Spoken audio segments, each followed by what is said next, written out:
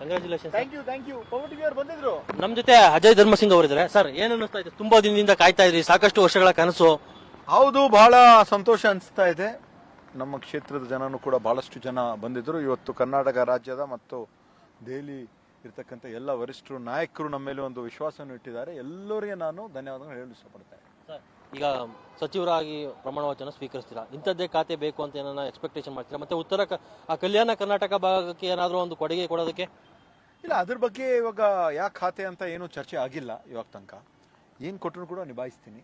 ಒಂದು ಒಳ್ಳೆ ಅವಕಾಶ ಕೊಟ್ಟಿದ್ದಾರೆ, ಇನ್ನು ಹೆಚ್ಚಿನ ಕೊಡ್ತಾರಂತ ಒಂದು ವಿಶ್ವಾಸ ಇದೆ.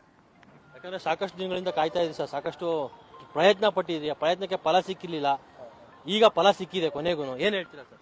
ಇಲ್ಲ, ನಾನು ಎಲ್ಲ ಬಹಳ ಸಂತೋಷ ಆಗಿದ್ದೆ. ಬಹಳ ದಿನಗಳಿಂದ ನಾವು ಕಾಯ್ತಾ ಇದ್ವಿ. ಯಾವಾಗಲೂ ಹೇಳ್ತಾರ ಸಫರ್ ಕಪಲ್ ಮೀಟಾ ಹೋತಾಯ ಅಂತ. ತೋ ನಾವೆಲ್ಲರೂ ಕೂಡ ನಾವು ಕಾದಿದ್ದೀವಿ. ಇವಾಗ ಇಂಥ ಒಂದು ಸಂದರ್ಭದಲ್ಲಿ ನಮ್ಮ ತಂದೆಯವರಾಗಿರುವಂಥ ಧರ್ಮಸಿಂಗ್ ಸಾಹೇಬ್ರು ಕೂಡ ನಾವು ನೆನೆಸ್ತೀವಿ. ದೆಹಲಿಯಲ್ಲಿ ಇರ್ತಕ್ಕಂಥ ಎಲ್ಲ ನಾಯಕರು, ರಾಜ್ಯ ಮಟ್ಟದಲ್ಲಿ ಇರ್ತಕ್ಕಂಥ ನಾಯಕರು ಎಲ್ಲರೂ ಧನ್ಯವಾದಗಳನ್ನು ಹೇಳಲು ಇಷ್ಟಪಡ್ತೇನೆ. ಕೆಲವರಿಗೆ ಸಿಕ್ಕಿಲ್ಲ, ಅಸಮಾಧಾನ ವ್ಯಕ್ತಪಡಿಸಿದ್ದಾರೆ, ಅವ್ರಿಗೆ ಮಾತಾಡ್ತೀನಿ. ಓಕೆ, ಇದಿಷ್ಟು ಏನು ನೂತನ ಸಚಿವರಾಗಿ ಆಯ್ಕೆಯಾಗಿರ್ತಕ್ಕಂತಹ ಅಜಯ್ ಧರ್ಮಸಿಂಗ್ ಅವರ ಮಾತು. ಕ್ಯಾಮರಾಮನ್ ರಮೇಶ್ ಜೊತೆ ರಾಘವೇಂದ್ರ, ಪವರ್ ಟಿವಿ, ಬೆಂಗಳೂರು.